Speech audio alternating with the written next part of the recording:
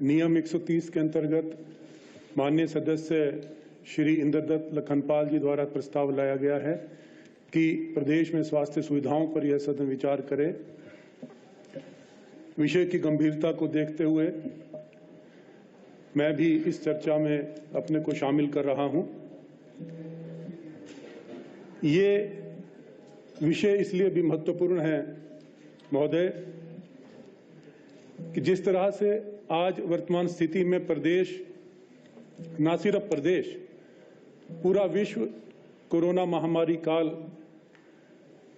में स्वास्थ्य से जूझ रहा है, इसलिए सरकार का दायित्व बनता है कि जो स्वास्थ्य सुविधाएं प्रदेश में हैं उनको सुधारें। मैं अपनी बात अर्की विधानसभा क्षेत्र से शुरू करूंगा। मेरे विधानसभा क्षेत्र में आज स्वास्थ्य सुविधाओं का ये हाल है कि 50% हेल्थ वर्कर्स भी आज वहां पर कार्यरत नहीं है, जिसकी वजह से आज वैक्सीनेशन का जो कार्य जो जिस तरह से तेजी से चलना चाहिए था, जिसका लाभ हमारे लोगों को मिलना चाहिए था, वर्तमान स्थिति को देखते हुए आज हमारे लोग उससे वंचित रहे और पूरा दिन भर जो है उनको इंतजार करना पड़ रहा है वैक्सीनेशन लगाने के। मैं आपके माध्यम से माननीय स्वास्थ्य मंत्री के समक्ष ये ध्यान लाना चाहता हूं। आज अर्की हॉस्पिटल में डॉक्टर्स नहीं है।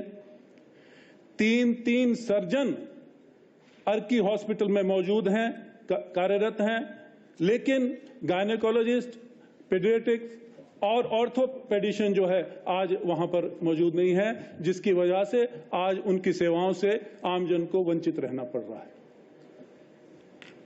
आज यदि हम प्राइमरी हेल्थ सेंटर धुंधन की बात करें, कई वर्षों से वहां पर एक्सरे मशीन मौजूद है, लेकिन रेडियोग्राफर ना होने की वजह से आज उस एक्सरे मशीन की सुविधाओं से जो है लोगों को वंचित रहना पड़ रहा है। हम किन स्वास्थ्य सुविधाओं की बात करते हैं? कुनिहार हॉस्पिटल में देखिए,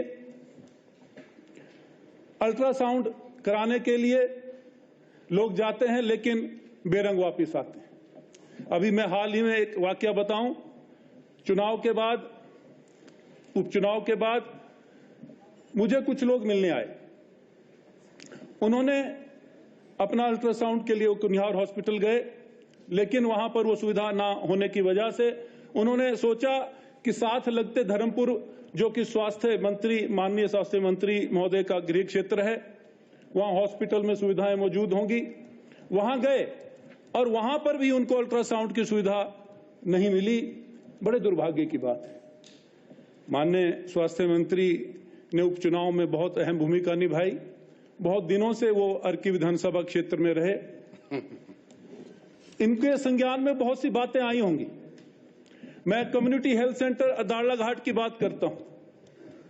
स्वर्गीय श्री वीरभद्र सिंह जी की देन थी अर्की विधानसभा क्षेत्र के लिए।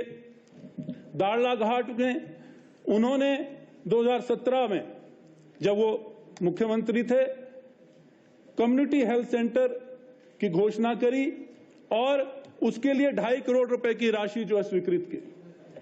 3 साल से अधिक आज उस बिल्डिंग को बने हुए हो गया। माननीय उपाध्यक्ष महोदय, बहुत से यहां पर हमारे माननीय सदस्य बैठे हैं जो उस सड़क से गुजरते हैं और एक सुंदर सी बिल्डिंग देखते हुए, निहारते हुए वहां से क्रॉस होते हैं।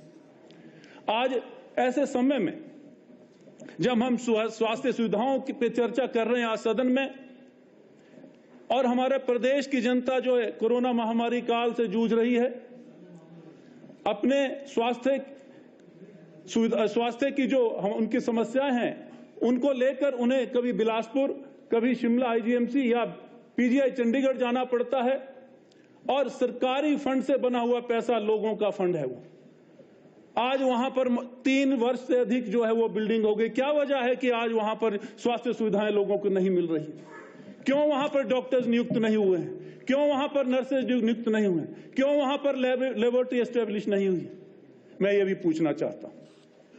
आज हमारे आयुर्वेदिक हॉस्पिटल कशलोग में डॉक्टर नहीं है, 5 पंचायतों को कैटर करता है वो हॉस्पिटल। आज मैं ये पूछना चाहता हूं, निवर्तमान सरकार जो मुख्यमंत्री थे स्वर्गीय श्री वीरभद्र सिंह जी ने प्राइमरी हेल्थ सेंटर बागा, जो कि 3 पंचायतों को जो है कैटर करता है, उसमें से एक क्षेत्र ऐसा है जो बैकवर्ड क्षेत्र है।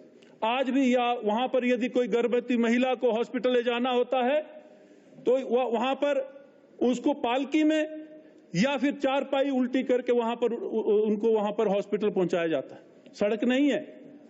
और वहां पर जो प्राइमरी हेल्थ सेंटर स्वर्गीय श्री वीरभद्र सिंह जी ने दिया था, 1 वर्ष वहां वो चला, लेकिन भारतीय जनता पार्टी की सरकार आई और वो डिनोटिफाई किया गया। और बड़े दुख का विषय है कि ऐसे क्षेत्र, ऐसे दुर्गम क्षेत्र में जहां पर स्वास्थ्य सुविधाओं की जरूरत थी, वहां पर जो है प्राइमरी हेल्थ सेंटर डिनोटिफाई हुआ। लेकिन विडंबना देखिए कि चुनाव की आहट देखते हुए, उपचुनाव सिर पर थे, अगस्त में जब माननीय मुख्यमंत्री ने अर्की का दौरा किया तो वहां पर उस प्राइमरी हेल्थ सेंटर को, जिसको उन्होंने खुद डिनोटिफाई किया था सरकार ने, उसको फिर से उसको खोलने की घोषणा करी। लेकिन आज तक वो घोषणा पूरी नहीं हुई। मैं ये भी पूछना चाहता हूं, आज हमें जरूरत है कि मेडिकल साइंस ने इतनी तरक्की कर ली है कि आज मेडिकल साइंस जो है मेडिकल टेक्नोलॉजी ड्रिवन हो चुकी है।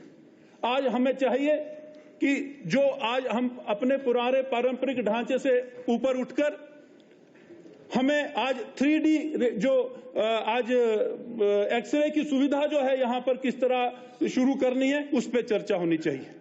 आज पैट स्कैन की मशीनें जो है, उन स्वास्थ्य सुविधाओं के बारे में सोचना चाहिए सरकार को, जिन सुविधाओं की प्राप्ति के लिए हमारे प्रदेश की जनता जो है, प्रदेश के लोग बाहरी जो है राज्यों में जाते हैं। आज हमें उस पर विचार करना है। आज हमें उस पर विचार करना है कि किस तरह से हम यहां पर हिमाचल प्रदेश में बेहतर सुविधाएं लोगों को देंगे। ये जो एम्स की बात करी, ये माननीय स्वर्गीय जवाहरलाल नेहरू जी की सोच थी, उनका विजन था। 1952 में उन्होंने उसका शिलान्यास किया, 1956 में पहला एम्स बना और 2003 में स्वर्गीय वाजपेयी जी जब प्रधानमंत्री थे, उन्होंने उनकी सोच को आगे बढ़ाया और अपने संबोधन में उन्होंने कहा कि आज मैं स्वर्गीय नेहरू जी को श्रद्धांजलि दे रहा हूं, उनके द्वारा किए हुए कार्य को आगे बढ़ा रहा हूं। ऐसे नेता हमें चाहिए। आज हमें दलगत राजनीति से ऊपर उठकर काम करने होंगे। आज हमें इस तरह की सुविधाओं के बारे में सोचना होगा कि हम बेहतर सुविधाएं किस तरह दे सकते हैं। आज हिमाचल प्रदेश की जो आर्थिकी जो है पर्यटन पर निर्भर करती है। और मैं समय सीमा को ध्यान में रखते हुए एक महत्वपूर्ण बात कहना चाहता हूं। माननीय उपाध्यक्ष जी, सिर्फ एक मिनट लूंगा। आज पर्यटन को स्वास्थ्य सुविधाओं से जोड़ा जा सकता है। आज हिमाचल प्रदेश के वातावरण को देखते हुए, यहाँ पर पॉल्यूशन फ्री वातावरण को देखते हुए हिमाचल प्रदेश के जो पर्यटन को स्वास्थ्य सुविधाओं से जोड़ने के बारे में हमें सोचना होगा। आज मेडिकल कंसल्टेंट जो है, आज उनको आप सरकार जो है उनको बुलाए, उनसे सलाह ले, किस तरह से बेहतर सुविधाएं हम दे सकते हैं। आज हमें उन पर विचार करना होगा। मैं माननीय उपाध्यक्ष जी से एक बात और कहना चाहूंगा।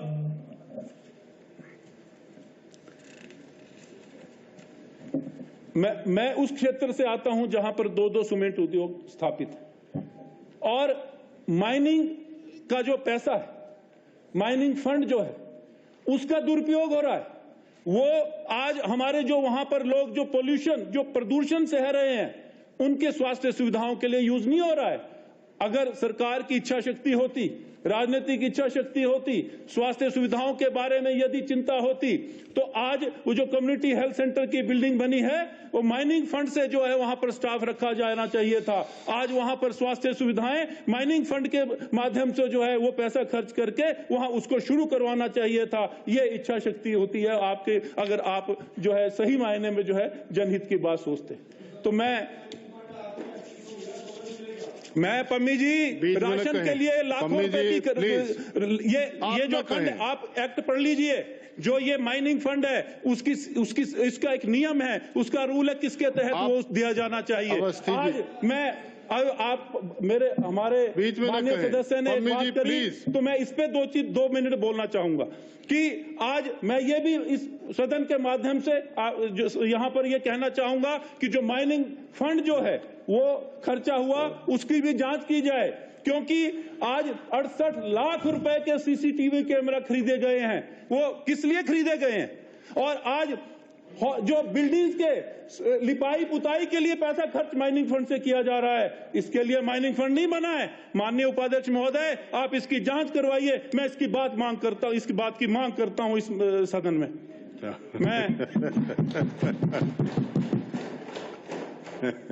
मैं व्यक्तिगत टिप्पणियों पे नहीं जाना चाहता, लेकिन हमारा एक मकसद होना चाहिए, हम किस तरह से अपने लोगों को, प्रदेश की जनता को बेहतर स्वास्थ्य सुविधाएं दे सकें, हमें इस बारे में सोचना चाहिए। आज यहाँ पर आपने मुझे समय दिया, आपका धन्यवाद। Thank you very much Sanjay Awasthi ji. हमसे जुड़े रहने के लिए हमारे YouTube चैनल को सब्सक्राइब करें और नई वीडियो की नोटिफिकेशन के लिए बेल आइकॉन को दबाएं। अगर आप ये वीडियो Facebook पर देख रहे हैं तो लाइक जरूर करें और ज्यादा से ज्यादा शेयर करें। इसी तरह के और भी अपडेट्स के लिए फॉलो करें हमारा Instagram पेज himachal.kesari।